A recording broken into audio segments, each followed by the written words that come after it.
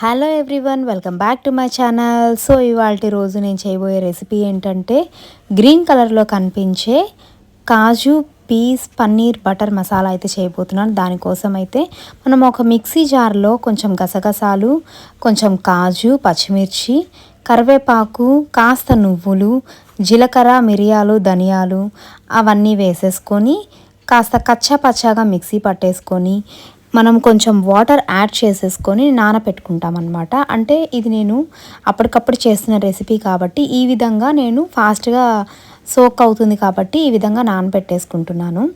Next వచ్చేసి ఇందులో కాస్త ఉల్లిపాయలు యాడ్ చేసేసుకొని పక్కన పెట్టేసుకుంటానండి, మిక్సీ వేసేసుకునే దానికోసము మెత్తగా.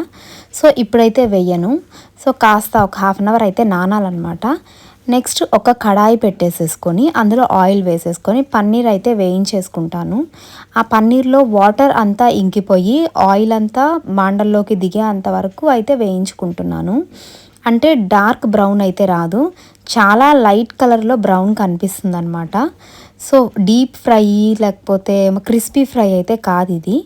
సో ఇలాగ పన్నీర్ వేయించేసుకొని పక్కన తీసేసుకొని నెక్స్ట్ మసాలా దినుసులు తీసేసుకొని కచ్చా పచ్చాగా దంచుకొని ఇదే ఆయిల్లో వేయించేసుకొని అందులో సన్నగా తరిగిన ఉల్లిపాయ ముక్కలు, కరివేపాకు, పచ్చిమిర్చి చీలికలు వేసుకొని కాస్త మగ్గే అంతవరకు వేపుకుంటానండి. ఇవి కూడా డార్క్ బ్రౌన్ అవ్వనక్కర్లేదు, కాస్త మగ్గితే సరిపోతుంది. ఇది కాస్త పక్కకు జరుపుకొని అక్కడే వచ్చే ఆయిల్ తోటి కాజు అయితే వేసేసుకొని కాస్త వేయించేసుకుంటున్నాను. ఇది కూడా డార్క్ బ్రౌన్ అయితే అవ్వదు, కాస్త సాఫ్ట్గా అవుతుందన్నమాట మనకి ఈ కర్రీలో ఉడికి. నెక్స్ట్ అల్లం వెల్లుల్లి పేస్ట్ అయితే యాడ్ చేసేసుకొని వేయించుకోవాలి.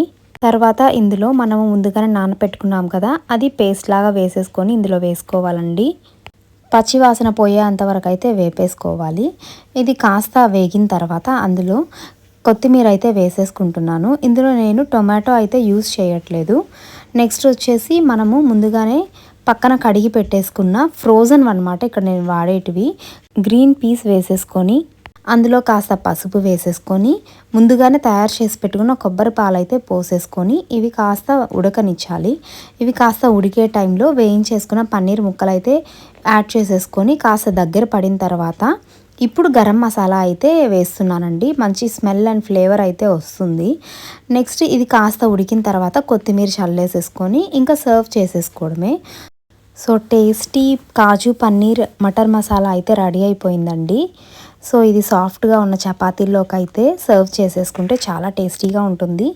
ఈ చపాతీలు వచ్చేసి పొరలు పొరలుగా చేశానండి. ఇది ఎలా చేశాను అనేది నెక్స్ట్ వీడియోలో అయితే మీకు పెడతాను.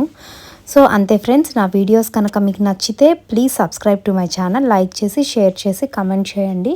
ఒకసారి ఈ కర్రీ అయితే ఈ విధంగా ట్రై చేసి చూడండి. Thanks for watching.